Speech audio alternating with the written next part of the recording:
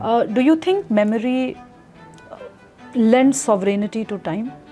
I wrote a poem about Dara Shikoh, because there was not a single road named after him. Does Delhi seduce you the same way it did when you wrote the book? Now I see that, the road that leads to gate number 37 of Rashtrapati Bhavan is named after Dara Shikoh. Prophecy of Brasilia, in fact, is the first poetry book on Brasilia. Yes. And it creates sort of poetic maps or literary maps for Brasilia. But हमने क्या मगही में जो बहुत सारा ऐसा शब्द है या शब्द संसार में बहुत सारा ऐसा लोकोक्ति है ओकरा कैसे ट्रांसलेट करल जा सके ओकर अनुवाद संभव ही नहीं. My mother tongue is Magahi, and I think yours as well. But nothing has been translated from Magahi into English. कि अंग्रेजी वाला के मगही के रस ना बुझे थे, अंग्रेजी वाला के अंग्रेजी के रस बुझे थे. Looking at each capital city with an extremely poetic lens and sometimes deeply problematic also, because it also interrogates questions on what is a capital, what should be a capital and all that. The tragedy is that we do not know about our past. How many people in Nalanda know about Shariputra and Moglyana? I think very few. Nalanda deserves a world-class museum. It's not there, if there was a world-class museum, I could have at least gone there as a child. What was the inspiration behind Shunyata? Was it just the philosophy or something more? Buddha spoke in Magahi. Yes. Magahi Prakrit. Magahi Prakrit gave birth to 5 modern languages we know today. Through the diplomatic missions that you are on and the kind of bureaucratic work that you do, how much does that work impact your writing per se?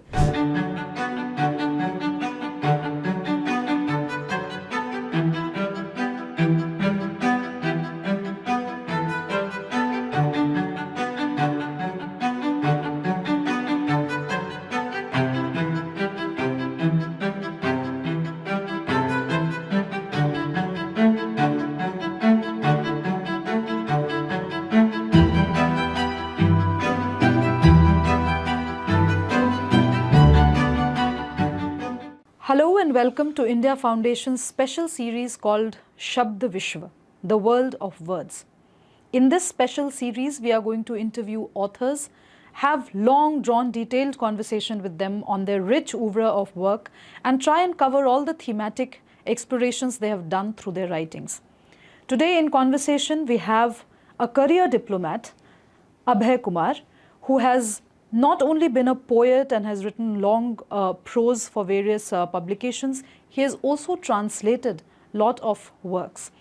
Notable translations being Kalidasa's Ritu Samhara and a translation of Magahi novel called Phool Bahadur.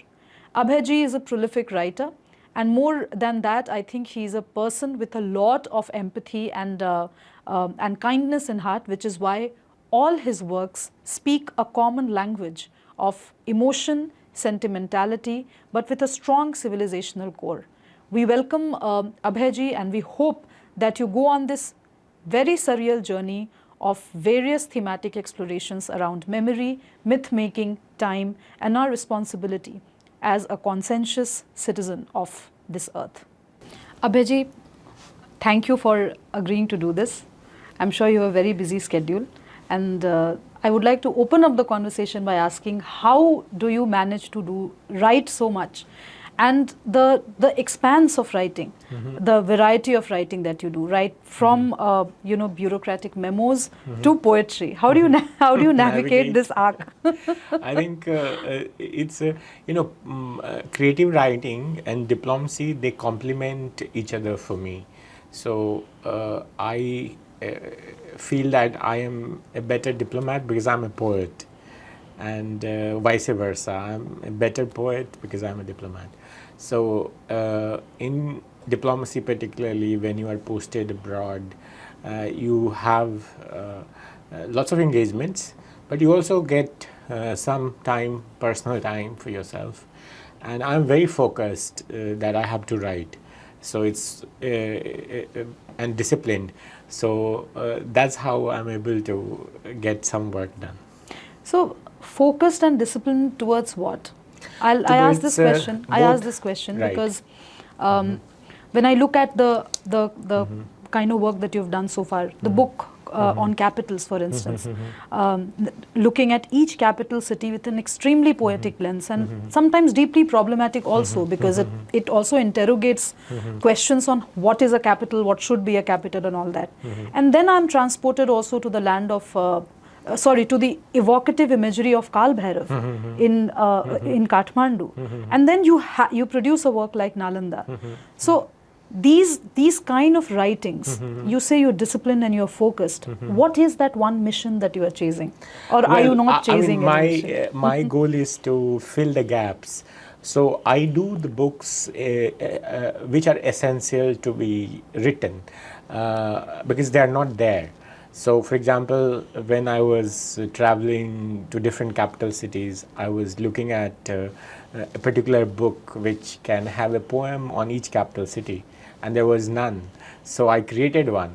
So it's very much need based. For example, about Nalanda, I mean, I did not come across any book which gives you an articulate and comprehensive view of the history of Nalanda. Mostly Nalanda is written in one pages of the history books, and so and I was very curious who taught at Nalanda, who was studying there, what happened to it, how did it originate. So it was a personal quest. I come from Nalanda, so I could not find a single book which tells me everything. So that's why I wrote the book, because I thought there's a need to write this book. In the same way, like all the books I have done, including the book of Bihari literature, which I have edited, there is not a single book which talks about the literature of Bihar in a comprehensive way. In Delhi particularly, they think that Bhojpuri is Bihari. But Bihar has 10 different languages, at least 10 different languages spoken there, beginning with Magahi actually. And my mother tongue is Magahi, and I think yours as well. But nothing has been translated from Magahi into English. So I felt there's a need to document Magahi literature. I mean, and I did it while translating the first Magahi novel, Phul Bahadur, by Jayannath Pati. So all these things I do because I feel that nobody else is doing these works, and I have to. It's sort of a duty for me to do these books. For example, The Seduction of Delhi. I wanted to have a book about Delhi. I mean, a poetry book. Delhi is a city of poets. Of Ghalib and Mir and many others, but that continuity, I did not find that somebody today writing about Delhi, where Ghalib writes, the world is the body and Delhi is the soul, but nobody was singing that soul. I particularly am very pleased that I wrote a poem about Dara Shikoh, because there was not a single road named after him, while there were roads and lanes named after Aurangzeb, and I mean, I do not want to take credit for that, but now I see that the road that leads to gate number 37 of Rashtrapati Bhavan is named after Dara Shikoh. Earlier it was not. Earlier it was I think it was Dalhousie Road or some other road, but it's we have a road named after him. So there is some I mean, I write because I feel that there is injustice, there is amnesia, historical amnesia, and so on. I've written about Kathmandu, for example, because I felt that Kathmandu should be sung, the eight-eyed lord of Kathmandu, or the Prophecy of Brasilia. Prophecy of Brasilia, in fact, is the first poetry book on Brasilia, and it creates sort of poetic maps or literary maps for Brasilia. So it's a city which is very new, built in 1960s, and it needed some literature to make it, feel more humane. So all the works I do, like the alphabets of Latin America, for example, there's not a single book which can take you all across Latin America through poetry in a single book. So I do these works because I feel that they need to be done, and somebody has to do them. Abhijit, there are so many themes that in your remarks right now that need to be carried forward in the conversation. I would pick up translation first. You said you talked about Magahi and how somebody is doing translation and therefore you felt the need, and thank you for doing that, because Phul Bahadur really demanded to be translated, but not just Phul Bahadur, many other works in Magahi need to be translated. But do you feel translation does justice to the original? Well, I mean, sometimes translations, surpass the originals, and sometimes they do not. But translations are essential because translations are windows to a different world. And without them, we won't be able to look into different worlds. So it's the writers who make national literature, but it's the translators who make world literature. So today, Bhanu Mustak's book has become part of the world literature thanks to her translator. So translations have to be done, it's a duty. Whether they are good or bad, they are great or good, I think those are subjective things. But translation is necessary for transmission of literature from one language to another language. But हमने क्या मगही में जो बहुत सारा ऐसा शब्द है या शब्द संसार में बहुत सारा ऐसा लोकोक्ति है, ओकरा कैसे ट्रांसलेट करल जा सके, ओकर अनुवाद संभव ही नहीं है। अनुवाद के कई ढेर स्टेप होगा है। तो पहला बार में ओकरा जो है भावात्मक अनुवाद करल जाए, फिर ओकर बाद फिर देखल जाए कि दूसरा भाषा में ओकर इक्विवेलेंट या समान कोई शब्द है कि नहीं है। तो ये सब चीज़ देख करके 2 स्टेप 3 स्टेप में अनुवाद फाइनल अनुवाद होगा। तो और लगी दोनों भाषा के जो अनुवादक हथिन उनका दोनों भाषा के ज्ञान एकदम भरपूर होगा के चाहिए। तो हमने ये बात पर शायद सहमत हो सके कि अनुवाद के बाद भाव के प्रांगण जो है वो प्रांगण में अलग अलग तरह के थीमेटिक खेल खेलल जा सके एकदम। लेकिन हमर कहना में ये है कि जब हम साहित्य के बात करें तो केवल भाव और केवल थीम्स पे हम बात न करें। साहित्य के मतलब कि ओकर भाषा विन्यास। अब मगही में हमने जो बतिया रही है ये रस अंग्रेजी सुने वाला के या हिंदी सुने वाला के मिल ही न सके। वो अंग्रेजी सुने वाला के उनका अपना अपन रस है।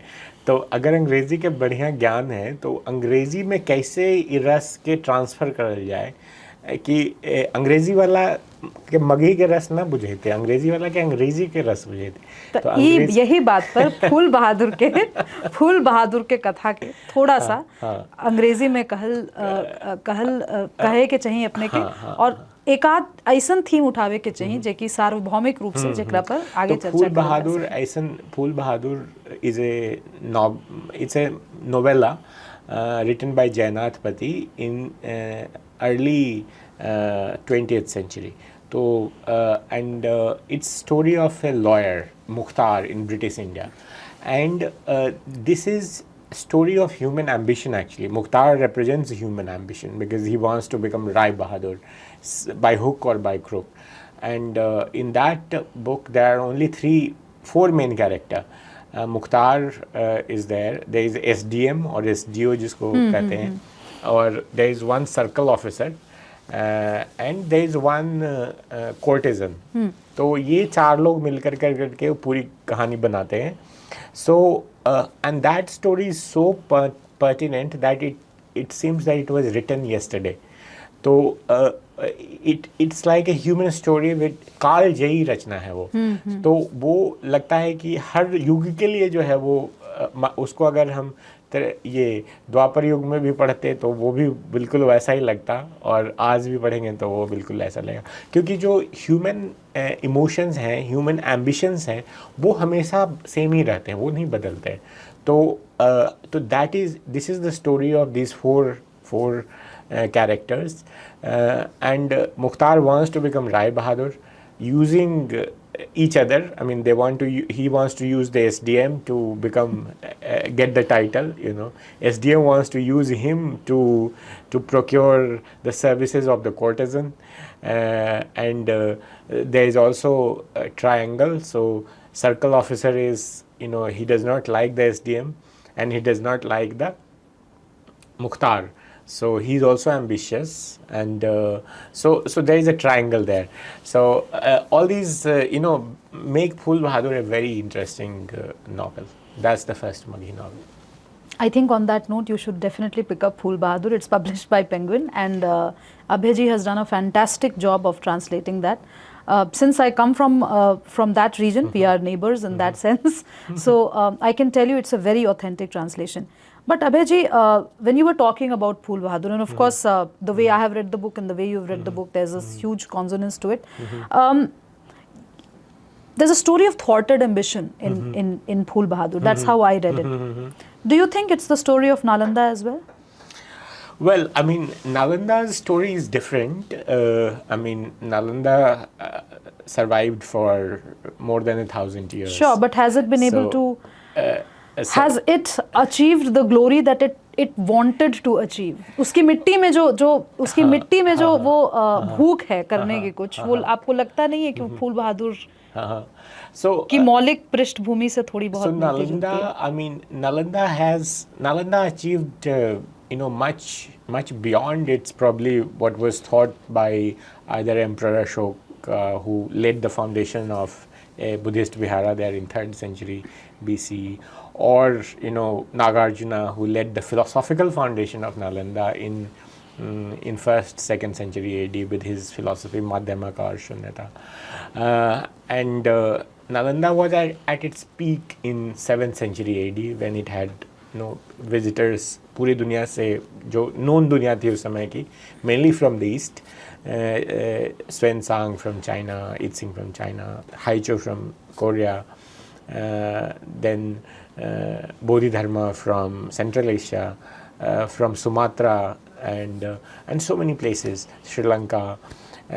So Nalanda achieved way beyond what was imagined, and not only it achieved, but also laid the foundations of modern universities. So जो आज university जिसको हम कहते हैं ना, उसका जो idea है वो lock, stock and barrel, it comes from Nalanda. Not only idea, but also it became the precursor of the architectural plan of modern universities. तो आज जो ऑक्सफोर्ड और कैम्ब्रिज हैं वो नालंदा के फाउंडेशंस पे बने हुए हैं, क्योंकि जो कोर्ट यार्ड प्लान है वो यूनिवर्सिटीज़ का, मॉडर्न यूनिवर्सिटीज़ का, दैट स्टार्ट्स बीइंग स्टैंडर्डाइज्ड इन नालंदा. तो ये सब अचीवमेंट्स हैं. लेकिन नालंदा कह सकते हैं कि फिर जो है अपने पीक के बाद वो फिर धीरे धीरे जो है वो डिक्लाइन में के फेज़ में चला गया. तो वो तो नियम है, संसार का नियम है, जो ऊपर जाता है उसको नीचे आना है. तो एक तरह से कह सकते हैं कि, लेकिन Nalanda stood for the quest of knowledge, human quest of knowledge कहिए, human quest for universal knowledge. और ये जो क्वेस्ट है वो आज भी जो है जिंदा है, और इसलिए नालंदा एक तरह से मरा नहीं. Now we have new Nalanda university which was inaugurated last year by our prime minister. Nish, I'm not disputing the fact that a lot of work is being done to resurrect Nalanda to its original glory.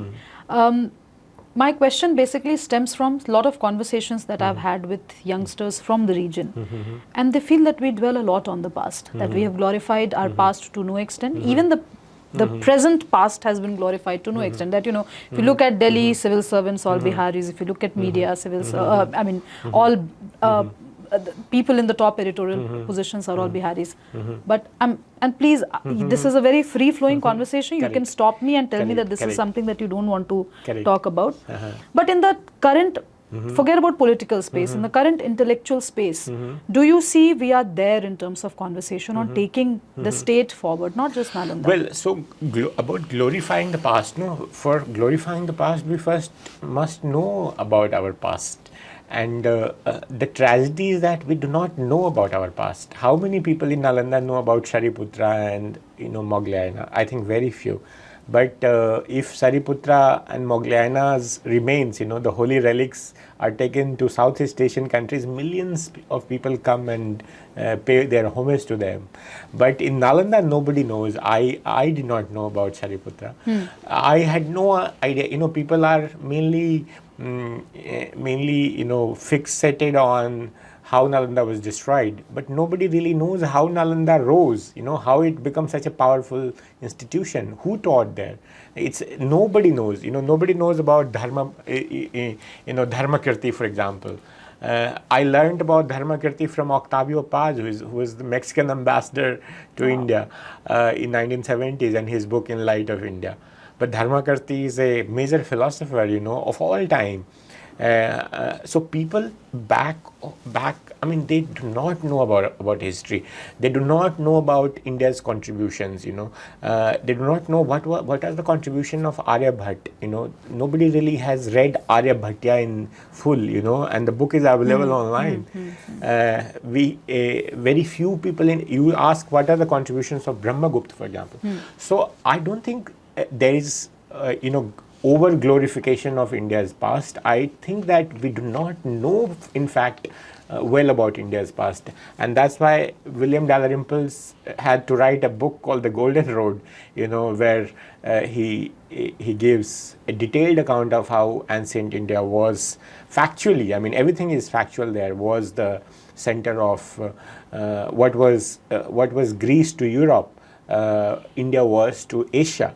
So, and that pride, I think, has to be. It's not like WhatsApp University, but the real facts. What was India, ancient India. So I think I have a case here that we have historical amnesia, and it's also because of colonialism, because we were put through years of colonialism, and they took away our confidence.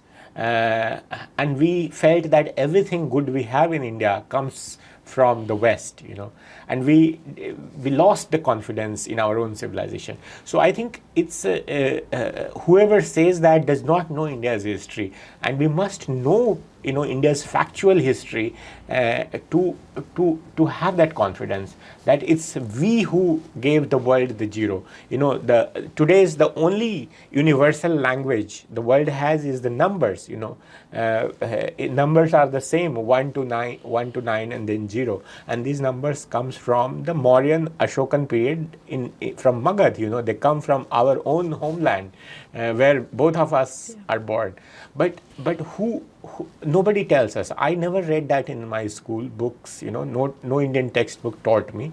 I did not know about that Aryabhat invented zero. I had no idea about the geometry, algebra, and calculus and algorithms. Their foundations were laid in Nalanda. I had no idea about Nagarjuna's Sunyata.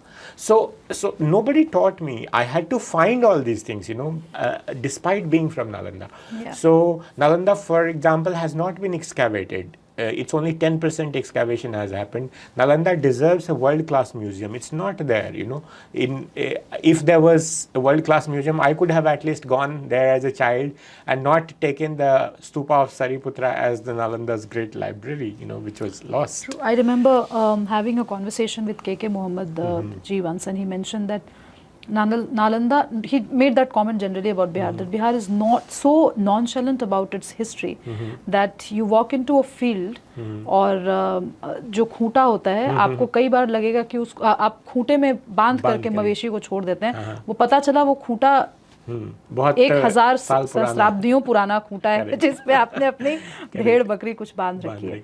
तो that's true. I agree about the historical amnesia part.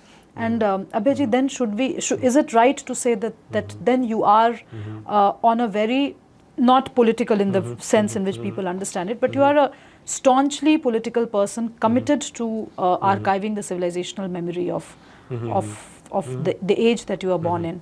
Of course. I mean, I think that I deserve to be taught all these things in my school. I grew up thinking that there is no written literature in Magahi.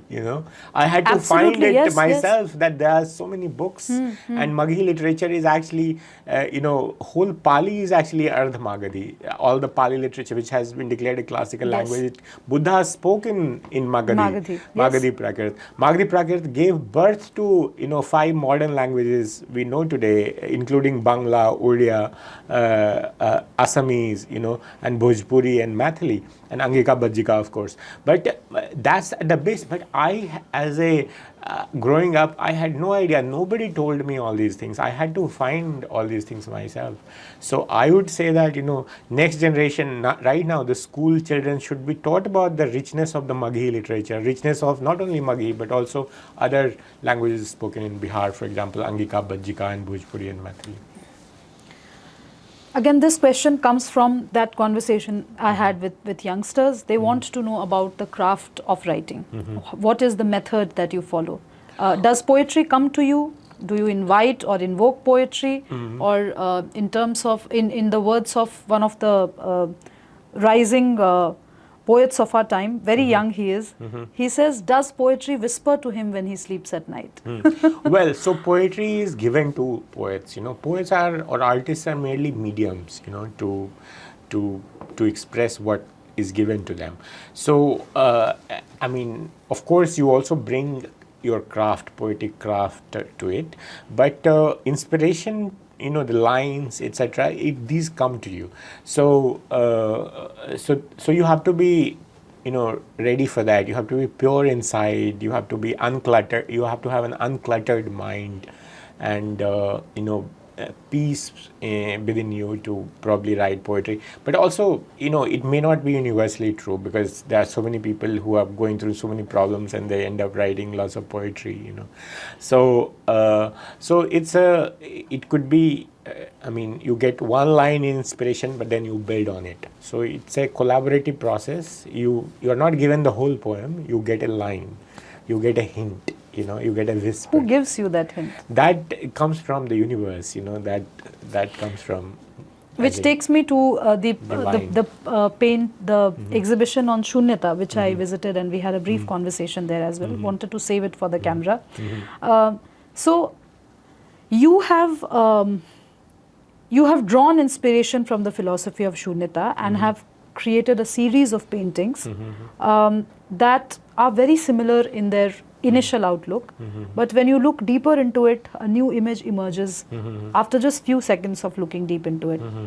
What was the inspiration behind Shunyata? Was it just the philosophy or something more? Well, I mean, I had this, urge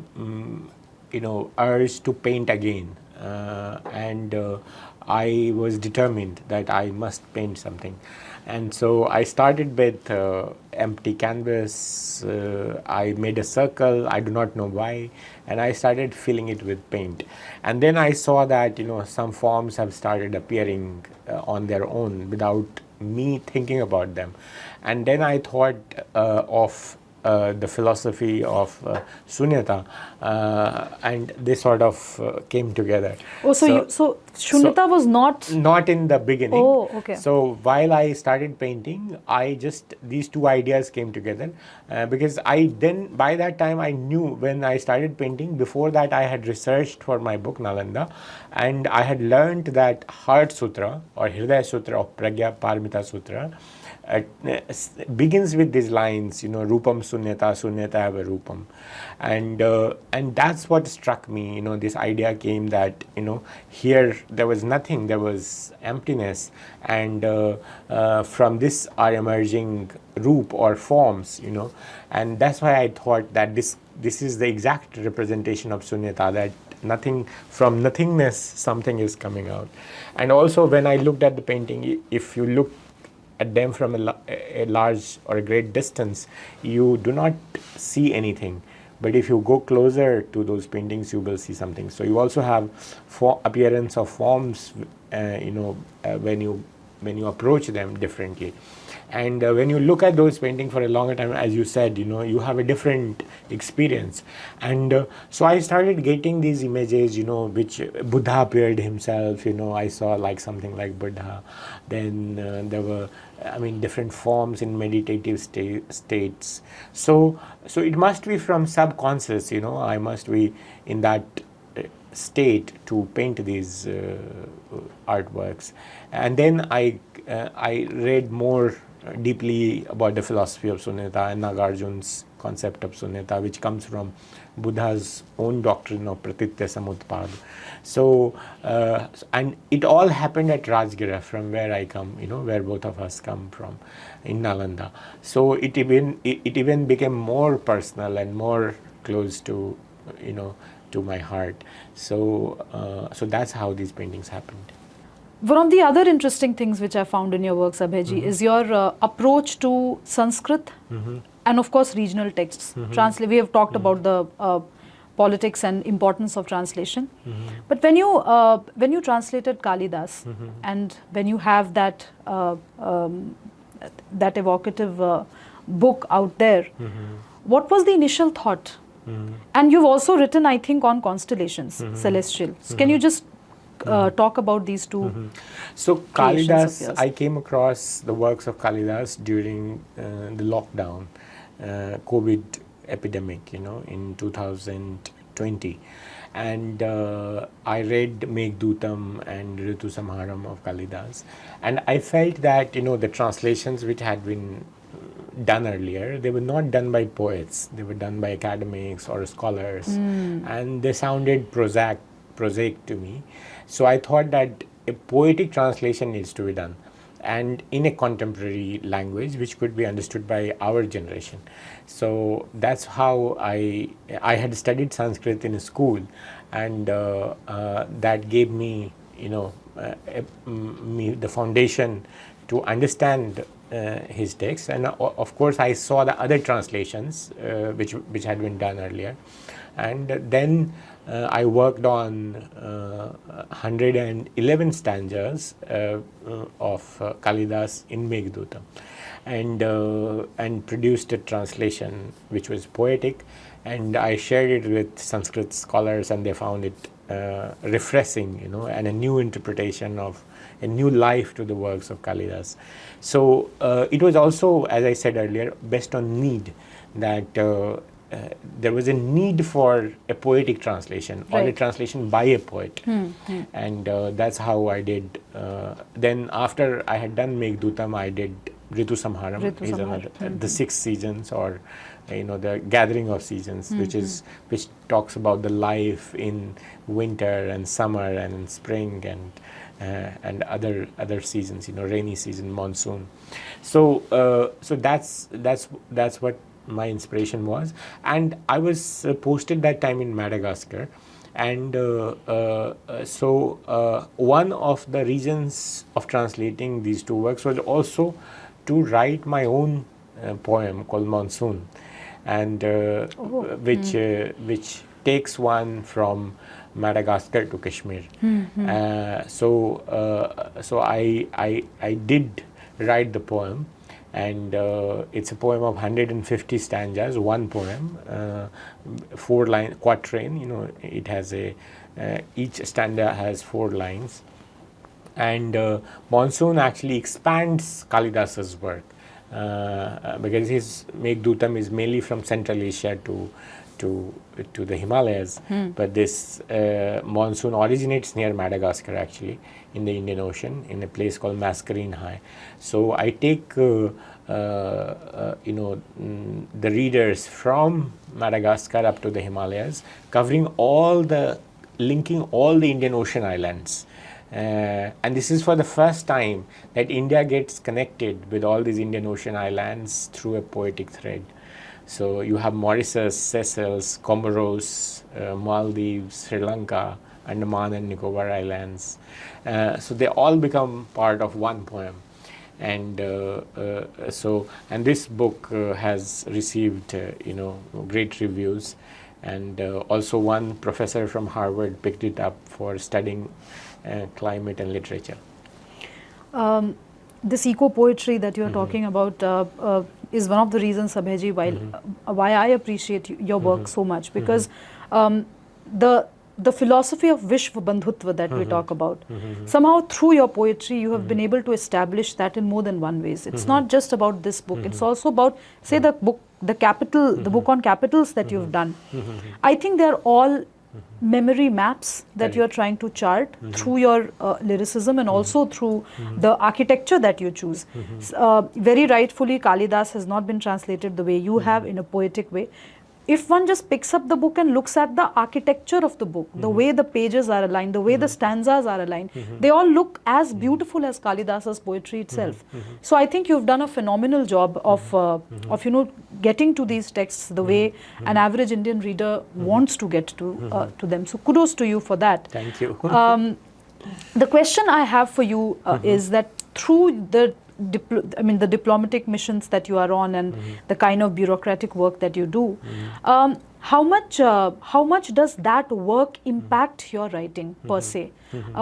I say this because at some times I'm sure you are in a capital city, which is not very amenable to the Indian landscape. But you're there and you're there on a mission, and then you also have these whispers from the past which are coming to you to egging you on to write something.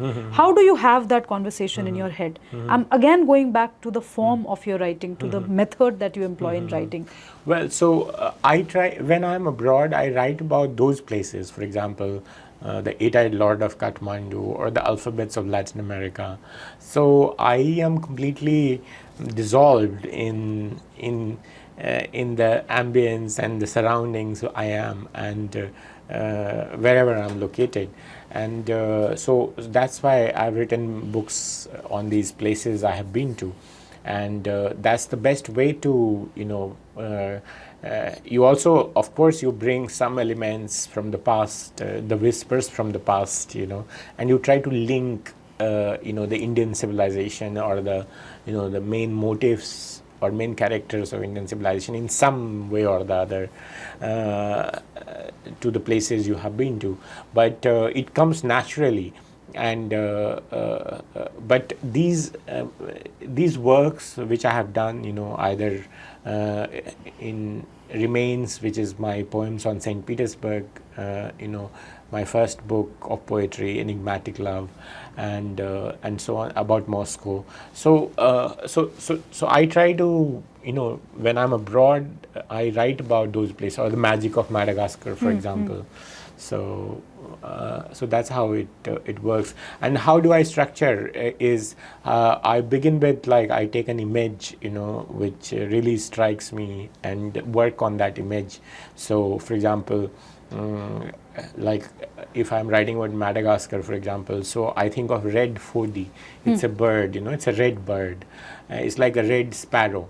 And I think of the baobab trees. I think of, so those images, I think of these lemurs there, which are in Madagascar, so on. So I build on that, those experiences. While you are in Russia, you have lots of snow.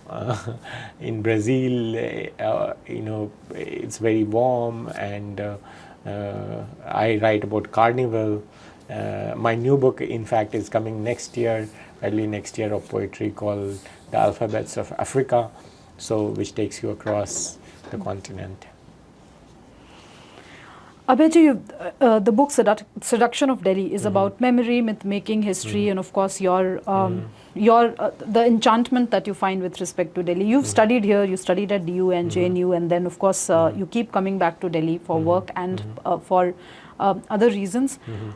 Does Delhi seduce you the same way it did when you wrote the book, or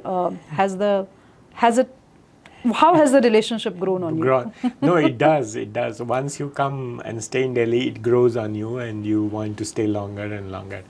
So I've studied in Delhi at Delhi University and JNU, and later on I have done my training here, and I've spent 2 years between 2010 and 12, and now close to 3 years.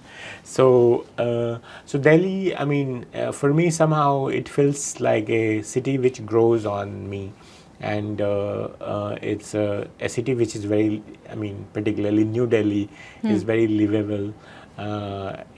It's one of the greenest cities I have come across. It's a city where the whole world comes, I have some favorite bookstores to go to. So I mean, I find Delhi an amazing place to live and work, and that's the seduction of Delhi for me. In all your travels and all and the various, for personal and professional reasons, the way you travel and the way you go and park yourself for good number of years, how has the idea of home evolved for you? What is home for you? For me, as I write in my Earth Anthem, we are humans, Earth is our home. And that's has been a very strong motive for me since very beginning. So the idea of Vasudhaiva Kutumbakam has been at the core of my heart, and that's why I wrote the Earth Anthem. And also on the need for an anthem for our planet. We have anthems for football teams, universities, but True. we don't have a common anthem for our planet, which all of us can sing. And I think it has gotten a lot of accolades as well. Exactly. It's been translated into more than 160 languages, used at United Nations, lauded by UNESCO and so on. But there was a need to create it. Somebody should have done it long time ago. But it's a work in progress. I'm sure that someday we will have an official Earth Anthem. Right now we are trying to have a common Earth Anthem. But somebody has to build these things, build these songs, these common images, and so that's why I say Earth first, why Earth first? Because if you get that right, for example, yesterday was the World Environment Day, and the main theme was to beat the plastic pollution. But most of us are not thinking about Earth most of the time. We are thinking about ourselves. That's why we are hesitant to carry a jhola, or a Cloth bag. Cloth bag to the sabji wala when we go and buy something and we carry those polythenes. Very simple thing, but very hard to refuse, but imagine the unimaginable damage it does to our planet, when we talk about planet, we talk about the whole Earth, but that, it damages our water bodies, it damages our ecosystem. Birds eat that, cows are eating, our footpaths are littered with plastic. So I think, caring about the planet, having a planetary identity, thinking planet as a home, I think it is something which we have to graduate to, because most of the time we are thinking about our own house, and even I see people think of their house as their home, and throwing rest of the things in the streets. They don't care really. Neighbors, I see that they are very indifferent. So for me, the whole planet is the home. It's the only cosmic home we have in this universe. And as in Buddhism we know, as in Shunyata, the interdependence, that in this world everything is interdependent. So therefore everything is linked on our planet, and when we do not have a thinking, planetary thinking, it leaves us in very poor situation most of the time, whether it be the three most important challenges we face today of climate change and environmental pollution. Look at Delhi and biodiversity loss. So I think we would be able to solve most of our problems if we start caring about our planet and treat it as our home. And clearly this thought has reflected in a lot of your works. Right. The way you've looked at memory and the relationship that memory has with time in your works is also very interesting. Do you think memory lends sovereignty to time? Well, No, in a way, memory. What is memory actually? Memory is something which has happened in past, right? So it sort of binds time. I mean, or in a way, time binds you, because memories. If you are released from memories, you are released from time. Yeah. So in a way, it's the opposite actually. So having memories does not, make you sovereign from the tyranny of time, but it sort of binds you, it chains you. That's why, most of the, in Buddhism particularly, or most of the great philosophers, they tell you to live in the present, to have what we call mindfulness, or presence. So, so memories are good, but you have to be fully present, in this, at this moment, this time. Then how do then? Sorry, I'm interrupting you here. Then how do you then capture the essence of the capital cities, for instance, and time? Because the capital of Brazil will not be the same as the capital of India, or will not be the same as the capital of the United States of America at the same time. Of course. So when I'm writing about, for example, Brasilia, so it captures the moments I am in Brasilia, my experiences in Brasilia of that time. And when you are in Delhi, you are capturing the essence of Delhi. So so they obviously would not be the same, they would have different vibes, different colors and fragrances, and so on.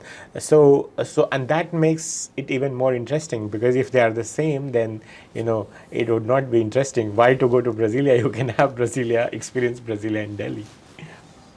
So there's no linearity of time. There's always No, a spiral that one is working. Exactly. I mean, there's no. I mean, time as a linear concept is not even an Indian concept. For us, the time is circular, and even for Borges, time is circular. But linearity of time is, I think, it's for the, it's for business. It's for the business of everyday life. Sure. Abhay, what suggestion would you like to give to young diplomats who also want to write, who want to keep their creative side alive, as you have very successfully done? Well, I would encourage them, because diplomacy, in a way, can be a very lonely job. This, W.H. Auden calls it, the agony of public solitude, and therefore diplomats must have something going on for them, in the side, which they can come back to.